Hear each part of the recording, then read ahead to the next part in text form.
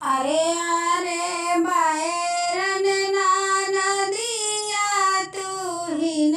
मोरी बैरन तू ही न मोरी बैरन हो ननदी जेहि दीना करबै बियाहवा तू है नाही पूछबाई हो ननदी जेहि दीना करबै बियाहवा तू है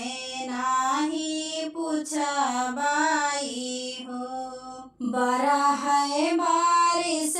कई उमरिया की भाभी मोरा बियाह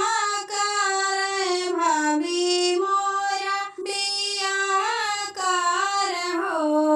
भाभी कबहू ना भैया कै भिया जैना नैहर बोलावाई हो भाभी कबहू ना भैया कै भिया जैना नैहर कै बोलावाई हो बरह बारिशवा पे भाभी के घर भई जाना ने के घर भई जाना ने हो राजा जाई कै ननदी लयवत ननदिया चाली औतीनी हो राजा चला जात्यो ननदी के घरवा बहिनिया लाई औत्यो ननदिया लाई औत्यो हो द्वारे से उठे राजा की घोड़वा सवार भये हो राजा हाली बेगे डोलिया सजावे बहिनयान चल दी है हो राजा हाली से डोलिया जावे बहिनयान चल दी है हो जाई के पहुँचे दुआरवा की बहिनी से अर्ज करई हो बहिनी चलो नाय पाने नैहरवा तू है आयन हो बहिनी चलो नाय पाने न हरवा तू है आयन हो भाभी तोहरी घर भई जाना वही की तोह काबो लावाई हो बहिनी यही खातिर डोलिया लैके आयन तू है आयन हो बहिनी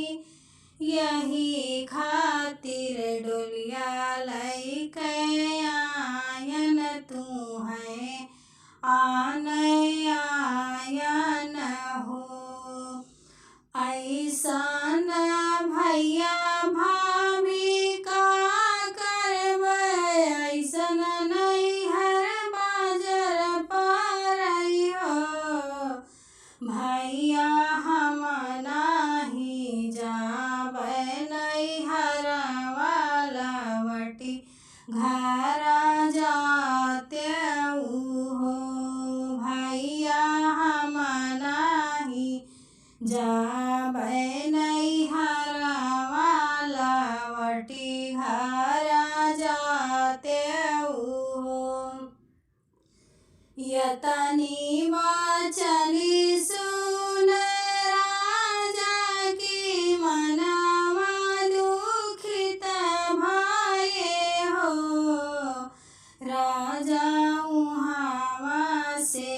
आए घरवा दुआ